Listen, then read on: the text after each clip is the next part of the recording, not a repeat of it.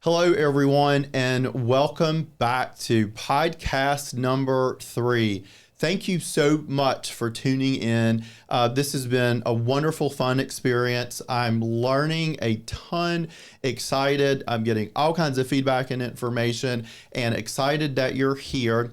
First thing, I want to be sure and thank my sponsors for this broadcast, and that is going to be Jenny Blanton. She's going to take care of all of your real estate needs within Central North Carolina. So if you are buying or selling something in the Raleigh-Durham, Cary, Sanford area, be sure and look her up and give her a call and see if she can't help you out.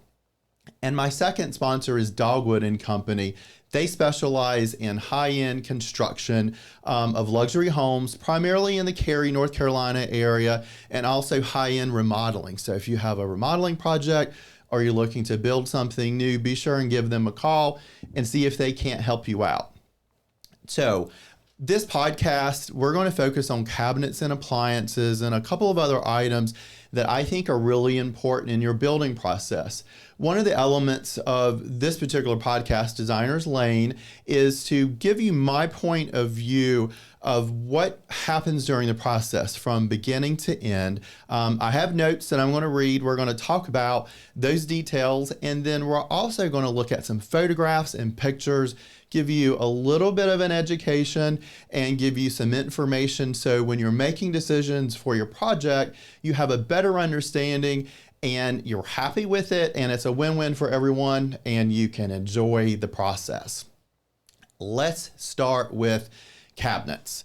Cabinets right now, time framing is taking longer for sure. Before, the physical cabinets would take 2 or 3 months to get made. Gosh, now it could take 8 months, 10 months for these cabinets to get made and then physically built. Production cabinets or pre-manufactured cabinets aren't quite taking as long, but the custom cabinets, which are physically made in the shop, are definitely taking longer because one, either you have to order in the doors or they make the doors, so that takes time. And then the biggest thing is everything is drawn out on a plan. It's the CAD. There's that CAD word again, computer aided design.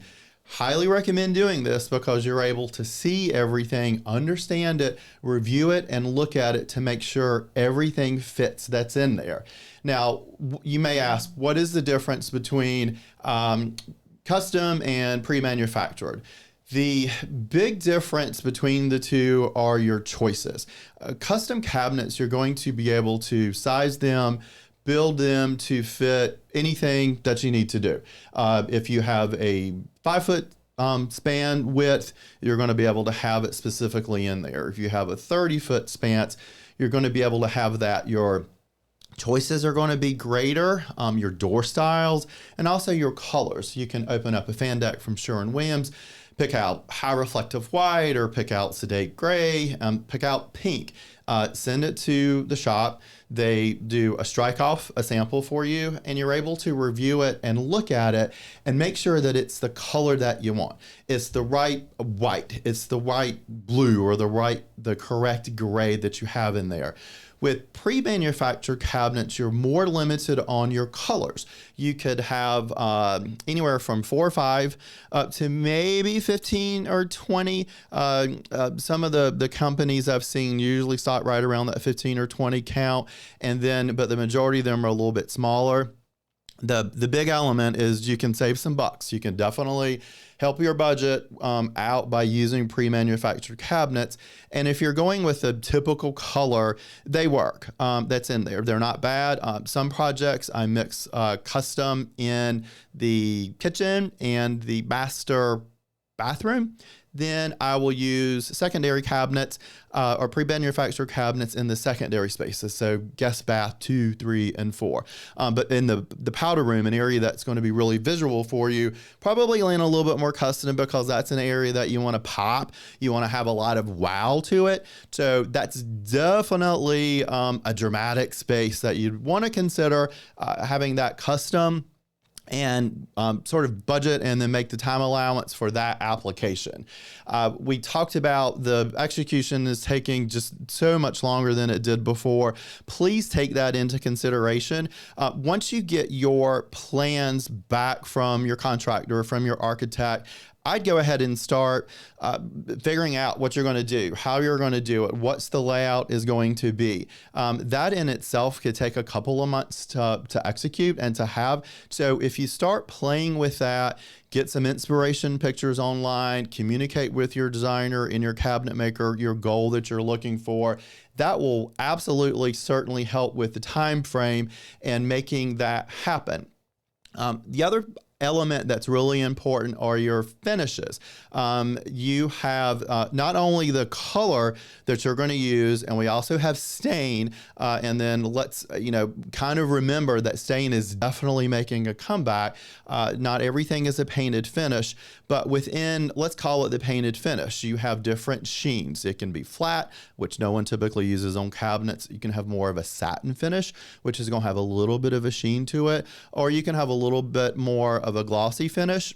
And if you have more of a modern style or contemporary style, you may choose to do high gloss. High gloss is going to have a really strong sheen to it. Often it's called a mirror finish. That is really important because you can't have any bugs landing on that when it's being painted, or paintbrush hairs. It's typically sprayed.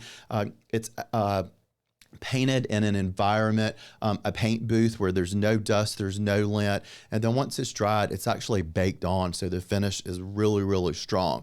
So those finish details absolutely matter and play a really important part on the detail in your cabinet layout, and whether or not it's going to be more modern or whether or not it's going to be a little bit more traditional. Really important to know.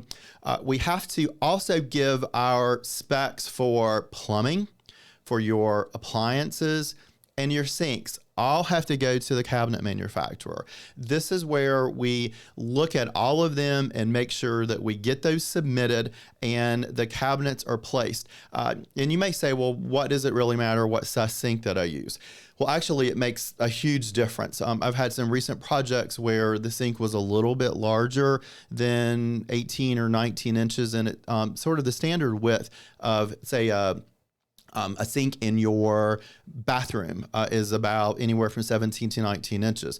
Well, this one was a little bit larger, and it was an undermount sink, which means it mounted under your countertop. So it had the round part that you look down into was seamless and smooth. Well, that sink was a little bit larger than the cabinet, and it was a holy cow moment when they went to install the sink and the countertops. It didn't fit, had to do some cutting in the countertop to make it happen. That could have been eliminated and certainly made easier if the cabinet maker would have had that spec on the front side and knew that the sink was a little bit larger. Therefore, the cabinet base, the carcass, would have been a little bit larger, or we could have had to reselect the sink, which sometimes is definitely a little bit easier that's in there. It's easy to get excited when you see really cool sinks out there and you don't pay attention to what the size is. And many, many applications, especially in the bathrooms where you have a little bit tight space or it's a little bit more conservative, we absolutely have to pay attention to the size of these sinks, especially if they're an undermount. If they are top mount or self-rimming, we have a little bit more play, but that's super important. And then also, we have to be very aware that behind that sink, you have to get that faucet in there. So we need to make sure that there's 3 or 4 inches behind that sink. And also, one thing to consider, since we're talking about bathrooms, is sink bases or cabinet bases come in primarily 2 different depths. You're going to have a shallower basin for your master, which is typically 21 and a half inches deep. And then in your kitchen, around your base, it's usually 24 inches deep. That is a huge difference sometimes. And often people think that everything is the exact same size. It's not. You have 2 different depths. Primarily, any kitchen, any bar area is going to be deeper. It's going to be right around that 24 and a half inches deep. And anything in your master bath or your primary baths are going to be shallower. That's going to be more around 21 inches deep. So you have to also take that into consideration when you're picking out your plumbing fixtures, and also when you're picking out your cabinets. Also, something to consider when you have full-on custom cabinets, you get to pick the depths. I'm having a flashback right now on a current project here in Cary, North Carolina. The left and the right side of the range, we quite didn't have 24 and a half inches deep before corner of a wall. But since it was a custom cabinet, we were actually able to shorten that depth a little bit. Visually, you can't tell it because we cut out and did a bump out. Spice racks on the left and the right side of the range. So visually, it's absolutely beautiful. It looks like it was designed with that element, but we had a challenge during the process that the depth of the cabinets were a little bit deeper than the walls, and you absolutely do not want your cabinets coming out past the outside corner of your walls, and you don't want your countertops to come out past that either. They need to usually be in line with that, so you absolutely have to plan for that happening. So remember, custom pre-manufactured cabinets, it's okay to mix the two that's in there. There's definitely a price difference between the two. There's probably also a little bit of a time difference. Custom is going to take a little bit longer than the pre-manufactured, but definitely a great way to save a few dollars in there. Hood styles are really important. You can have them floating, which means that there's no cabinets to the left and right of them. That element is beautiful if you're going to do some sort of tile on that whole back wall, or you can have the cabinets physically touch the hood on the left and the right side. Again, inspirational pictures play a really important part when you send these to your designer or your cabinet maker to have a really good idea. You also have the availability to do stainless steel hoods. I feel like the majority of the stainless steel hoods are probably starting to trend out. They are definitely more of a contemporary, modern look. It matters your ventilation, what that hood's going to go up into that hood itself. It's called an insert because it has to fit. And there's been multiple applications where the vent itself for the ventilation is too big and it does not fit in the hood. So it's important for those two elements of the process of the design to know what they are and have a little bit of flexibility to change the insert that goes in the hood. Honestly, you can't see it unless you're underneath it. The biggest thing for me is to make sure it works. There is a CFM. It's the amount of air that circulates up into the hood. If you have a 36, 48, or 60-inch range, there's going to be a requirement that forces you to have a hood that sucks enough air up into it. It's the CFM. It moves it around. So make sure that that is classified. You also need to make sure that the bottom of your hood is a proper distance away from the top of your cooktop. There is code, and your range that you choose for that will dictate what that needs to be. So make sure you follow that, and you will be absolutely okay. Appliances. Oh my goodness, like lighting, they have come such a big distance, a long ways, a long time. With that, they have added a price tag to appliances.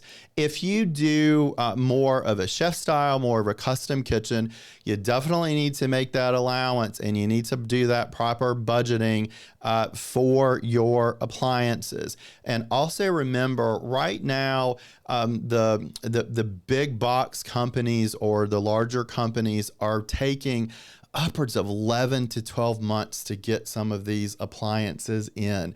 That means that you have to know what appliances you're going to use, get those to the cabinet maker, get those confirmed, and get them ordered because it's taking such a long time to get them in. And you certainly don't know ahead of time whether or not you've got, 12 months to wait for them to come in. I mean, gosh, that's such a long time. So, which is again why I encourage you to start planning and then understand what appliances you're going to use so you can absolutely work with them. Now, I'm going to walk you through Thermador. These are Thermador appliances. They're one of my favorites. Wanted to talk about, show you some pictures. Hopefully they're going to pop up of some of their details. And so you kind of get an idea. You don't have to go with Thermador. You could certainly go with, Wolf or Viking. But wanted to show you some pictures of what works. Right now on the screen is refrigeration. Refrigeration obviously is anything that is going to cool your product for you that you put in your kitchen or your wet bar. Starting on the left side, you have what's called a column. And then this has your ice dispenser and your water dispenser on your door. This again can either this shows a stainless steel panel. So you can have a stainless steel, or you can actually do a wood panel that matches your cabinets. And this particular unit, this column, can be different sizes. It can be 18, 24, or 30 inches wide. Keep that in mind for your design. If you want it to be very symmetrical, you may want two 24 inches. So therefore your freezer is 24 inches and your refrigerator is 24 inches. Add the two together, that's going to give you 48. Again, not insulting. I'm sure we all know how to do basic math. The next one is the bottom freezer refrigeration. This is typically 36 inches. Some of them you can get 42. The freezer is going to be on the bottom. This is a little bit more old school. So you pull out that freezer box and your ice and everything is in the bottom. You have your door swing that's on the top. Again, this can either hinge on the right, hinge on the left. A cabinet guy needs to know what size the refrigerator is going to be, because these are all built in. So they're very smooth and very flush with your cabinets. The big element to remember with this type of refrigerator is you have to make sure that you have clearance from the refrigerator to an island or what's behind you. I like to at least have 48 inches from the face of this refrigerator to any other cabinet. You need to be able to open that door and easily move back and forth in that space. One of the reasons this is a little bit tougher is because it takes up a little bit more space. But if you like this single door on the top, make sure you have the space. The next one is wine refrigeration. Absolutely beautiful. It's tall. And then, by the way, these are all about 84 inches tall. This, I believe, comes in about 24 inches wide approximately. So has a beautiful look, holds a lot of wine. Same thing. This can move into a wine cellar. It can move in, you don't necessarily want it in your kitchen, it could also move into a wet bar. Great planning. This holds a ton of wine, so you definitely need to be a wine drinker to be able to utilize it and budget. This bad boy could be $10,000, $11,000, $12,000. They are not inexpensive, but truly spectacular. Same thing. You can do wood paneling all the way around it and have the glass in the center, or you can do the stainless steel. One of the things I think is spectacular with this, and also with the other Thermador appliances, is they have exaggerated handles that you can open them up. They're not small. They have the professional look. The next one to the right is it says freestanding refrigeration, but this certainly can be built in as well. This is more of a true French door, which means you can pull it apart and then you have your ice box on the bottom. This works extremely well when you have the narrower space. Remember when we just spoke about how if you need to have that distance when you open up the doors to your island or your next, this works. You don't need as much space.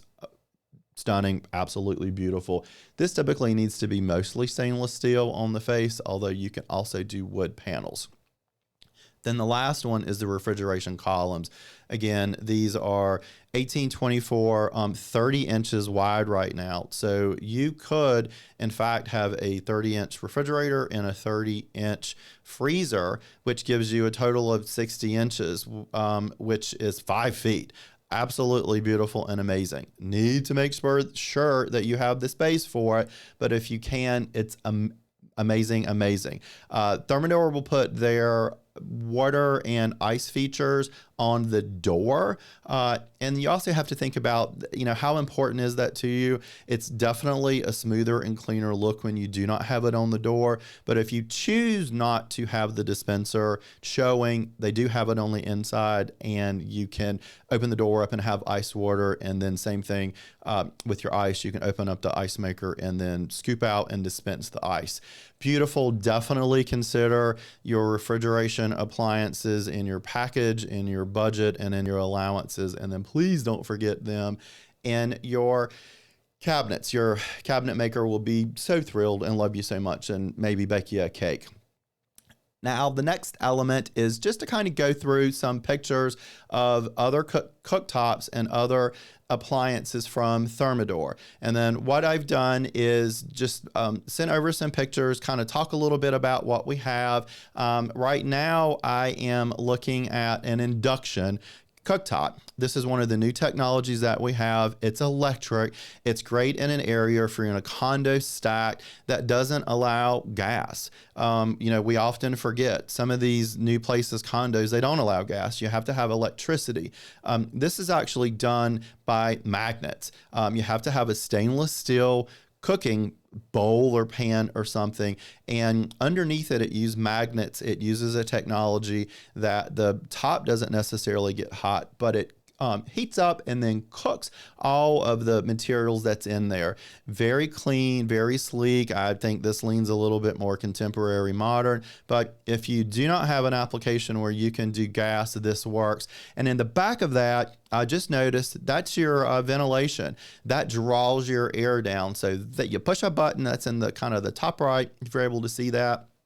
And it raises up about 18 inches and draws all the air down. So the smelly fish or, any type of fumes that puts out, it's able to pull down, and it does an amazing job and works. And this also comes in a couple of different sizes, either 30 or 36 inches. Not quite sure they have it in 42 yet, but it will certainly be coming out. The next slide is magnificent. This shows multiple features. So let's take a hot second and review this. The big thing is right in the dead center in the back of this kitchen is a 48-inch range. This looks like it is the Harmony, which Thermador has two. They have Pro Grand and they have Pro Harmony. Harmony is going to sit a little bit shallower. It's not going to be as deep as Pro Grand, so it's not going to project out into the room. This is 48 inches. You're going to have on my left an 18-inch oven, and then you're also going to have a 30-inch oven. So you have two. They operate completely different. You also get to pick out the color of your handles. They can be blue, they can be stainless steel, they can be red. Absolutely gorgeous and magnificent. Then above this is the ventilation. They custom made a hood and they have an insert. And this is what we talked about earlier, that the cabinet maker, the person who's making the hood, or if you get a separate hood, they need to know what that ventilation is going to be so they can accommodate the size of that. If you move over to the one side, you actually have multiple doors of refrigeration. Now they did panel ready, which means that the cabinet panel physically affixes to the refrigerator, and it's a little bit more of a seamless look. You have to buy your handles, your hardware separately. These are called appliance pulls. Look amazing, look beautiful. And then how about that right next to it is the wine refrigerator and chiller. They chose to do wood paneling around it. You can still see the wine inside. They have that amazing blue light, so you can light it up if you want to see what's in there. And then right next to that is their beverage or espresso maker. And then that can make coffee for you, or it can make espresso. Very, very nice, built in. Typically that's going to be around 30 or 36 inches off the floor. Stunning, amazing, love all the way that looks. Now, our next slide that we have is called a cooktop. This is gas. This is not going to be as deep. This is physically going to set in the top of your countertop. You're going to have granite or countertop material in front of it. This can, again, be around 36 inches. You may be able to get it to 42. This particular one has a burner in the middle, so you can actually cook 5 things at once. What they do not show here, and it's down, it's low, is the ventilation. You see that in the back, how it's recessed down. Just because you do this cooktop, it doesn't mean that you don't have ventilation. So definitely keep that in mind. Great look, minimalistic. If you have gas, this is a great way to go. Our next slide is the refrigeration columns, and we just talked about those. So remember, these come in different sizes. This does not have the ice maker or the water element on the outside. Absolutely beautiful, clean look. And then this is a range top. This does not show countertop in the face of it. This is going to sit down in the granite. So your granite or your countertops are going to stop on the right side and on the left side. And then you're going to have this beautiful, thick, chunky detail. Beautiful, nice. You can have drawers, cabinets below it. Remember, you have to have a separate detached wall ovens when you do this. It does not come with ovens below it. But if you don't like that heavier look of the range that's in there, this is a great option for you to go.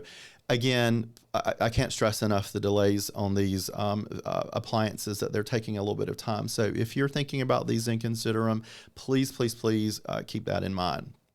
Okay, we're going to talk about how they play in the cabinet design. There are definitely new styles, and they are a little bit more modern. That is with the top that we talked about and the electric. So that absolutely works. So the next item I would love to discuss with you is going to be the windows.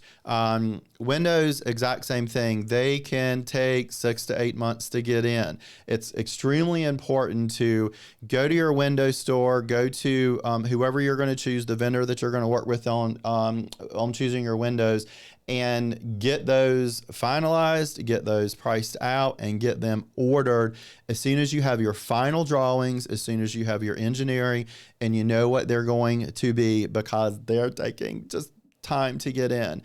There are multiple types of windows. You have black exterior, you have white exterior, you have off-white exterior. Who knows, in another month they'll probably have purple exterior. You can plan all of that. It can either be painted or it can come already painted and clad on there, so you don't have to do that element. And then on the inside, you can paint it, or it can come in the exact same color that you have on the outside. Right now, we've been using black on the outside and black on the inside. That comes that way, which is wonderful and nice. And just because you have a black inside on the interior of the window doesn't necessarily mean that all of your trim, your casing around the window has to be black. That can still be painted white or still painted your trim color and look magnificent. And then also, don't forget about your pocket doors. It's from the same vendor. They can open and close, slide like a true sliding door. And then, of course, now they have these beautiful bifold panels that happen that can you can kind of accordion, close them down, look beautiful. And again, you can choose your color, whites, grays, off-whites, and black. Look spectacular. So don't forget to check those out, plan for them. Probably have another episode. We'll have some pictures that you can physically see them. Big fan of Pella. Just was at their new showroom in Durham, North Carolina last week. Amazed by the new material that's out there. So definitely plan enough time for those windows. When you look at them, they are amazing. Tile. It, again, is more elements that's out there, all kinds of stuff happening, all beautiful textures and colors. Grouts are now much easier to deal with, much stronger. They last, they don't hold as much stain. Technology with them has come an incredible long way. Like to show you a couple pictures. These are from my friends on a recent trip to Florida Tile. This is actually their showroom in Morrisville, North Carolina. There's Florida Tile showrooms all around, so be sure and then give them a shout out or set up an appointment. Go look at what they have. This, I just kind of wanted you to see the process. I like to pick the tiles out for different rooms, lay them out and read them, get a general idea of where they're going to go. I'll actually put Post-it notes on it, and that way have a good idea of where they're going to go. Save them to my pictures, and then even shoot videos, talk about where they're going to go. So that way, a couple of months down the road, 6 months, a year down the road, when you forget what you've done or you need to look at something else, you can pull up those pictures and they work absolutely just incredibly well. The next slide that I would like you to look at, kind of want to remind you guys, if you're only audio right now, when you get a chance, be sure and log into YouTube. You can see these pictures I'm talking about, which is fabulous to be able to check them out. This is actually a porcelain tile that's meant to look like an aged brick. It has divots, it has pits in it. Beautiful. This is from Urban Brick, I believe. I think that on one of the pictures I have the back of it. This is a standard size brick, so it's about 2.5, 3 inches tall, maybe about 6 inches wide. This is actually set right now in almost a third. You can do it in half and half or traditional brick pattern. Don't forget, you get to pick out your grout and your mortar. Beautiful element. My hand down there at the bottom, actually I'm wearing a jacket, so it was clearly cool at the time, and happy I cut my thumbnail. So beautiful, something again that's timeless. It's a takeoff on something that's really, really old, but they put a sheen on it, and it could, in my mind, can either roll a little bit contemporary or it could roll a little bit traditional.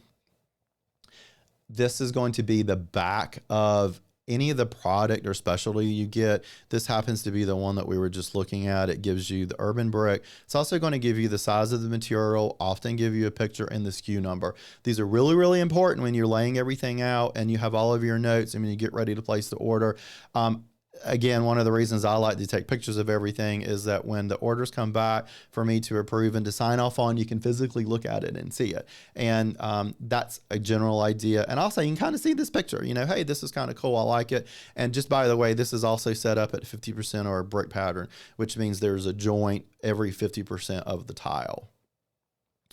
This is showing how I like to lay everything out and see if it works. And you can see my Post-it notes and what rooms and what areas they're going. You have your countertop material, which is at the bottom of the slide. And then off to the right, you have a floor tile that I'm using. This is actually a pattern tile. And then the blue tile above it represents the tile that's going to go in the shower, and that has a very rough hand thrown look to it. And I tried with this particular option, I tried to pull the blue out of the floor tile up to the shower so you can see it. And then on the far left, that gray represents the cabinet. So you lay all these off and you see them together and see how they work. I think this was magnificent. This was actually down in Wilmington, the counter shop down there that I looked at. Very, very pleased and very happy with it. Think it's beautiful, and shout out to Kitchen and Bath Magazine. This slide shows that pattern tile that I just talked about that we were looking in the picture. When you look at it, you only see when it's a pattern or when it's a graphic, one of 4. And when you put them all together, you're able to see how it looks and how it pulls. This bathroom is recently wrapped up. I'll try and get you guys a picture. You can see it. The sample board is the gray cabinet. And again, you can see how that pulls. And then remember, we had that countertop that we looked at that had the stippling on it. Absolutely beautiful. This bathroom came out magnificent. Again, this shows my fun Post-it notes back at Florida Tile and how everything works together and having a great idea of what goes where. It's easy to forget what happens. So if you label them, put those Post-it notes up there, it's easy to remember, shoot a video and shoot some pictures. And large format tile. This is coming on strong, and I hope it never goes away. This is a huge tile. This is probably 30 inches wide and, oh my gosh, 4 feet tall. These are fabulous in shower and wall elements. You certainly have fewer grout lines. The cost has come down. It's not as expensive as it was before, but your labor cost is definitely a little bit more because they're heavy and you have to put them up. These are porcelain. These are not natural. So that does cut back on the cost a little bit. But this larger format and larger scale tile, magnificent. Have to love it. Have to do some planning. This particular one could be amazing with blues and with grade solid tiles. I wouldn't use this everywhere. Just use it in an accent area or a shower, but most definitely beautiful and a strong design element. This one is all whites, porcelains, and grays. This is just to let you know, on one side of the glass is a wet room. So this has the shower and the tub. And I wanted you to see how I took the larger format tile in the shower or the wet area, which is on the inside of the grid, and then reduced it to a smaller format on the floor, and then did this in a herringbone pattern.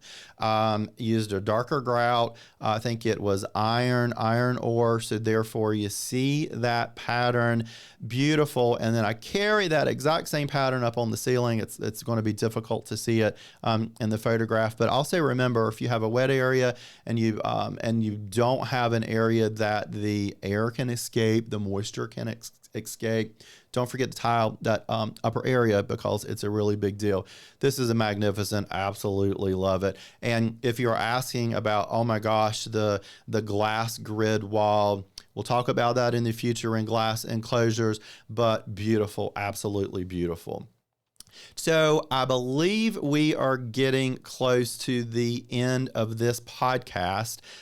Don't forget to tune in next week. We're going to talk about countertops. So we're going to carry on the conversation to the other elements of how I do that and how that's important, and see how all that works and how that happens. And we're also going to talk about something major that's happening: pervious and impervious materials. Please listen and tune in for that. That has become a really hot topic in this general area that I am. It's likely already important into the area that you are.